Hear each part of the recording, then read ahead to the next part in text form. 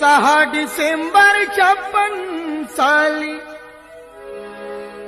वेळ कशी ती हेरली, दुष्ट काळाने भीमरायांची प्राणज्योत ती चोरली, दुष्ट काळाने भीमरायांची प्राणज्योत ती चोरली. बुद्धं शरणं गच्छामि, धम्मं शरणं गच्छामि, संघं शरणं गच्छामि.